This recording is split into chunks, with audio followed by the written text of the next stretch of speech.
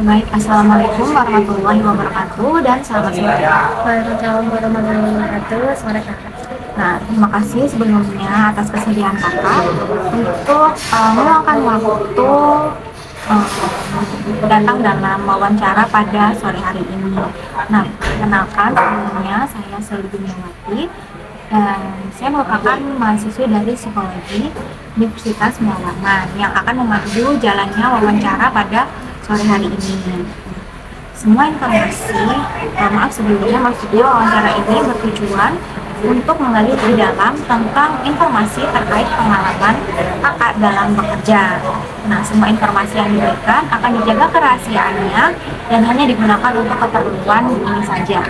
Nah, apakah saya diperbolehkan untuk mengambil dokumentasi berupa video? Boleh kak. Baik, sebelumnya saya ingin menjelaskan bahwa dalam wawancara ini tidak ada jawaban yang benar ataupun yang salah. Jadi kakak dipersilakan untuk menjawab sesuai dengan pengalaman dan pendapat kakak. Nah, sebelum kita mulai, ada yang ingin ditanyakan? Nggak ada sih kak. Baik, jika tidak ada, mungkin bisa dengan perkenalan terlebih dahulu. Perkenalkan, nama saya Esti Santi, biasa dipanggil Tia. Saya umurnya 21 tahun dan saya saat ini sedang bekerja di sebuah perusahaan entertainment. Oke, nah kalau boleh tahu, sudah berapa lama kakak bekerja di bidang itu? Kurang lebih masih baru sih kak, ini 6 bulan mungkin. Nah, tanggung jawab utama kakak di pekerjaan itu apa aja sih kalau boleh tahu? Saya berperan sebagai tim kreatif dari perusahaan entertainment. Nah, tim kreatif itu apa-apa saja sih job desk-nya? Kayak kita buat, misalnya kita yang membuat konten itu mau jalannya kayak apa, terus kayak buat ini nanti dari mau di kayak gimana ini filmnya kayak gitu. Oke. Pernah nggak sih kakak menemukan, maksudnya kayak menghadapi masalah-masalah selama kakak bekerja di bidang itu tadi? Pasti pernah sih. Saya kan ini hitungannya masih baru ya kerja di sini, jadi kayak masih awal-awal saya masih nggak tahu harus kayak gimana sih caranya, jadi kayak masih sering nemuin masalah, kayak sering buat masalah lah gitu. Tapi kalau sekarang sih sudah biasa sih kak. Sudah lancar ya? Iya. Nah, pernah nggak sih kakak kayak menemukan kesalahan yang itu tuh berasal dari perusahaan, bukan berasal dari kakak gitu, atau prosedur-prosedur yang ada di tempat kerja kakak? Pernah kak, waktu itu ini dari perusahaan itu mintanya DL-nya itu sebenarnya di tanggal, oh ya ada itu seminggu setelah diberikan pekerjaan itu. Tapi ternyata setelah 3 hari pekerjaannya baru dikasih, itu sudah diminta. Jadi kayak kita yang masih belum siap, jadi harus buru-buru kak. Dan perasaan kakak waktu tiba-tiba berubah itu kayak mana? Di situ kesal pasti dong, soalnya kita sudah berusaha, terus itu awalnya diminta seminggu setelah diberikan, tapi ternyata 3 hari sudah diminta, jadi ya kesal banget, tapi ya tetap dikerjain Karena profesional. ya. Nah, kakak kan menemukan ada masalah nih. Nah, ternyata setelah kakak identifikasi, kakak ini punya beberapa solusi. Nah, gimana sih kakak ini mengidentifikasi solusi mana yang paling efektif untuk diterapkan di permasalahan tersebut? Kalau itu saya lebih ke diskusi sama rekan kerja saya juga. Misalnya kalau misalnya saya ada beberapa solusi yang sekiranya bisa dipakai, terus itu memiliki resiko, nah kita pakai itu aja. Terus itu diskusi aja. Oke, berarti kakak meminta pandangan dari orang lain Iya, juga. benar. Oke. Nah, kalau misalnya nih ternyata kakak udah menerapkan solusi itu dan ternyata kurang efektif, nah gimana tuh cara kakak untuk mengatasinya? Kalau kayak gitu saya bakal coba solusi-solusi yang lain-lainnya, setidaknya solusi yang pertama tadi itu dia masih bisa digunakan walaupun kurang efektif. Saya akan mencoba solusi lain lagi yang sekiranya bisa lebih efektif. Tapi kalau misalnya dia masih nggak efektif, kita coba cari apa sih yang mungkin solusi-solusi ini nggak efektif buat dipakai. Oke, berarti kakak mencoba untuk mengidentifikasi apa saja manfaatnya dan apa saja resikonya. Resikonya. Oke, baik. Nah, kalau misalnya nih, mungkin bisa diceritakan pengalaman kakak ketika kakak ini tiba-tiba diberi beban kerja yang lebih-lebih daripada biasanya gitu. Kalau waktu itu saya ini masih baru, jadi kayak masih bingung juga mau ngerjain apa. Terus tiba-tiba dikasih dari atasan buat ngerjain beberapa pekerjaan sekaligus. Kayak gitu, jadi kayak awalnya bingung. Kayak ini harus gimana, tapi kayak kalau misalnya atasan ngasih pekerjaan ke saya berarti kan percaya saya Iya, bisa ngelakuin betul. itu. Jadi saya kerjain sebisa saya. Terus kalau misalnya saya masih nggak ngerti sama pekerjaan itu, saya bertanya ke rekan-rekan saya yang sudah paham. Oke, berarti memang kakak sendiri mencoba berusaha untuk memberikan yang terbaik. Iya, benar. Oke, nah kalau misalnya kakak tadi kan tiba-tiba diberi pekerjaan yang berlebihan, nah, gimana cara kakak untuk menentukan skala prioritasnya? Mana sih yang perlu dikerjakan terlebih dahulu dan mana sih yang bisa dikerjakan agak nantian? Kalau saya lebih ke yang ini mendesak, yang sangat dibutuhkan paling cepat itu yang saya kerjakan dulu.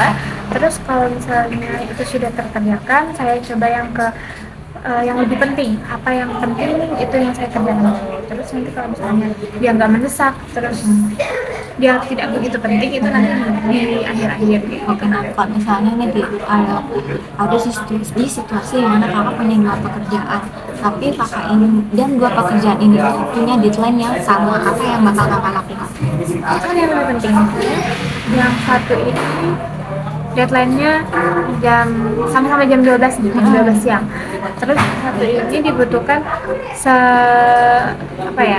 untuk buat naik ke misalnya ke atasan yang saya kerjakan dulu. Misalnya kalau yang satunya ini kayak buat ke divisi aja gitu. Nah, pernah nggak sih kakak membuat suatu keputusan yang besar gitu, yang berpengaruh di kerjaan? Ada sih Kak, kayak itu, tapi jatuhnya juga tim Kak, soalnya Oh, berarti kakak ini bekerjanya memang lebih banyak secara tim? iya secara Oh, gitu. Nah, kalau kakak mengambil keputusan tuh apa aja sih kak yang kakak pikirkan tentang konsekuensinya? kalau itu konsekuensinya yang saya pikirkan ya tentang konsekuensi. Jadi saya lebih ke Misal nih kakak punya keputusan apa gitu dan kakak udah mikir nih konsekuensinya apa aja kayak gitu mungkin. ya kalau misalnya saya buat keputusan saya harus sudah mempertimbangkan apa manfaat sama resikonya. Jadi kayak sudah harus ada konsekuensi kalau misalnya saya gunain itu. Oke, nah gimana sih cara kakak untuk mencegah kesalahan dalam mengambil keputusan? Dengan cara diskusi, lebih ke diskusi sama rekan kerja, sama atasan gitu Kak. Jadi lebih ke diskusi sih Kak. Yang diskusinya tuh diskusi informal aja kah atau dalam bentuk rapat yang resmi gitu lebih banyaknya? Kalau misalnya untuk keputusan tim, keputusan pekerjaan itu lebih ke diskusi rapat. Tapi kalau misalnya kayak keputusan kayak yang bisa santai itu kita ke informal aja. Oke, nah akan tadi udah bekerja sekitar 6 bulanan ya? Iya. Nah, apa sih yang membuat kakak untuk berkomitmen bertahan di kerjaan itu? Karena saya suka sama pekerjaannya, dan yang paling penting sih gajinya lumayan dah. Oke, memang tapi kalau lingkungan kerjanya gitu nyaman aja kah atasan-atasannya gitu mungkin? Bersyukurnya lingkungan kerja saya ini positif banget ya kak, atasannya support, terus rekan-rekannya juga ngasih dukungan terus kayak gitu kak. Jadi kayak bisa dibilang ini kerjaan yang cukup ideal. Iya benar. Nah, pernah nggak sih kakak tuh membuat kesalahan yang membuat kerja perusahaan kakak itu tuh jadi mendapatkan citra buruk dari orang lain? Kalau itu kayaknya nggak ada, tapi saya karena kerjanya di kreatif, jadi kayak kesalahan kecil aja bisa buat micu citra perusahaan itu jadi rusak. Misal kalau misalnya kita tim kreatifnya ini ngebuat kayak salah nih, misalnya nggak sesuai sama apa ya konsep perusahaan, itu nanti kayak bakal berpengaruh sih ke citra perusahaan, tapi kayak sejauh ini masih belum ada sih. Jadi selama 6 bulan ini belum ada ya kesalahan yang kayak sampai banget itu belum ada. Oke, dan semoga tidak ada. Nah, gimana sih kak kalau misalnya kakak lagi di luar nih dan kakak itu mendengar ada orang yang mengkritik perusahaan kakak, nah, apa yang kakak gimana ya? Maksudnya bagaimana kakak menyikapi itu? Saya kan mencoba mendengarkan Kak, apa yang sekiranya bisa saya dengar dari orang-orang itu kritiki, terus saya akan diskusikan dengan atasan untuk menjadi evaluasi kita. Oke, berarti memang kakak menjadikan kritik itu menjadi sebuah bahan evaluasi ya, Iya. bukan sebagai bahan untuk gimana ya, maksudnya malah kakak ketika kakak mendapat kritik malah kakak menjadi kurang termotivasi. Enggak, kakak bukan yang kayak gitu. Bukan tipe yang kayak gitu, lebih ke jadikan evaluasi. Kalau misalnya ada orang bilang perusahaan ini kok kayak gini ya, agak kurang di bagian ini, itu kita evaluasi kenapa kita bisa kurang di sini kayak gitu. Pernah nggak sih kakak bekerja, kan tadi kakak udah ada bilang ya kalau misalnya kakak itu lebih banyak bekerja secara tim. Nah, kalau misalnya tiba-tiba kakak ini dipindah ke tim yang lain gitu, dengan beban kerja yang berbeda juga. Kayaknya untuk penyesuaian dirinya agak susah ya, soalnya saya sudah lumayan nyaman di sini. Di tim yang Iya, sebelumnya. jadi kalau untuk dipindahkan agak susah buat adaptasinya. Nah, gimana cara kakak biar lebih bisa beradaptasi di situasi manapun, kayak bisa tiba-tiba dipindah gitu? Saya lebih ke belajar dulu ke rekan-rekan yang ada di tim yang akan saya tempati selanjutnya. Itu saya akan bertanya gimana sih cara kerjanya, apa aja sih beban kerjanya kayak gitu. Nah, kontribusi kakak di tim itu apakah cukup besar atau tidak terlalu besar?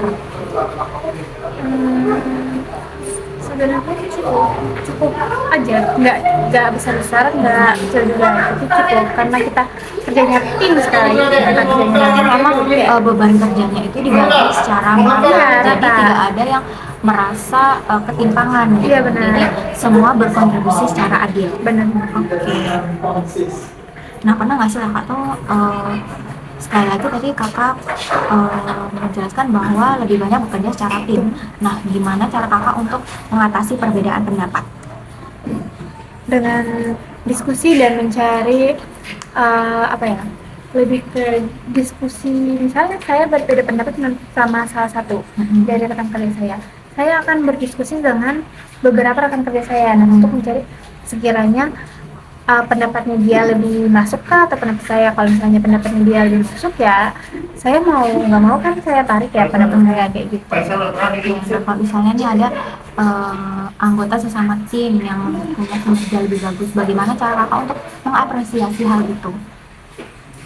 Saya bakal muji dia, terus kayak apa ya, saya bakal muji, terus saya bilang boleh nggak bantu aku biar aku bisa sekeren kamu kayak gitu. Oh, ya berarti kakak bukan menjadikan hal itu sebagai iri tapi menjadikan sebagai motivasi. Iya benar. Nah, berbicara tentang motivasi nih Kak, apa sih eh, motivasi Kakak untuk bekerja di bidang ini tadi, bidang kreatif?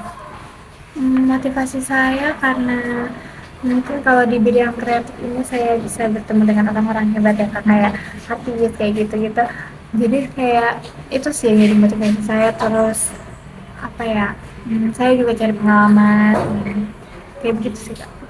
Yang pernah nggak sih Kakak mendapatkan target yang menantang banget gitu? Hmm, untuk target yang menantang sepertinya belum ada ya. Mungkin ada, tapi kayak masih bisa saya lewati gitu. Berarti lu targetnya masih yang kayak levelnya kayak masih biasa aja, belum yang sangat menantang banget gitu. Iya, belum belum pernah ketemu. mungkin karena baru 6 bulan juga Iya, kali ya. jadi kayak atasan masih belum berani ngasih pedes yang Bagaimana sih Kakak itu menetapkan standar keberhasilan untuk Kakak sendiri? uh, saya netapin standar keberhasilan kalau misalnya saya dipuji sama rekan tim atau dengan tim saya. Saya buat ini ada ide baru saya kasih ke mereka, terus mereka apresiasi itu, mereka setuju sama itu, saya berasa itu berhasil. Gimana misalnya Kak dalam pekerjaan ternyata Kakak itu menyadari bahwa kinerja Kakak itu ada yang kurang, pernah nggak sih Kak langsung menyadari hal itu akhirnya melakukan perbaikan diri gitu? Pernah saya ngerasa waktu itu kayak aduh ini salah nih, tapi teman-teman saya kayak nggak apa-apa itu nggak bisa saja, tapi menurut saya tuh kayak kurang. Jadi saya tetap inisiatif buat baikin itu. Oke. Nah, pernah nggak sih Kakak itu mencetuskan kayak ide-ide baru gitu untuk misalnya inovasi-inovasi di bidang kreatif gitu Kak? Pernah Kak. Waktu itu saya mengusulkan sebuah ide untuk buat acara yang gimana ya biasanya acaranya itu intinya beda aja dari yang lain. Bedain bukan beda-beda yang gimana, cuman kayak ini kayak masih belum banyak orang yang tahu acara begini gitu. Oke, nah itu respon dari tim Kakak sendiri itu gimana tentang ide-ide yang Kakak cetuskan? Itu mereka kayak mengapresiasi itu, terus mereka juga setuju kalau misalnya kita berbeda kayak gitu. Jadi kita lagi proses buat acara itu terrealisasi. Berarti kayak memang tim Kakak ini sangat mengapresiasi ya pendapat-pendapat Kakak gitu. Nah, oke baik, mungkin segitu dulu wawancara kita pada sore hari ini. Saya bisa menyimpulkan bahwa Kakak ini memang bekerja sesuai dengan passion Kakak, terus juga lingkungannya, lingkungan kerjanya, atasannya, terus juga gajinya baik. Juga Kakak, meskipun Kakak itu diterpa berbagai permasalahan, tapi Kakak juga cukup baik dalam menangani permasalahan tersebut. Jadi terima kasih Kakak atas partisipasinya dalam wawancara sore ini. Semua yang Kakak ceritakan itu akan dirahasiakan di pastinya. Jika mohon maaf jika selama wawancara ada salah kata atau hal-hal yang kurang berkenan di hati Kakak. Terima kasih. Wassalamualaikum warahmatullahi wabarakatuh. Waalaikumsalam warahmatullahi wabarakatuh.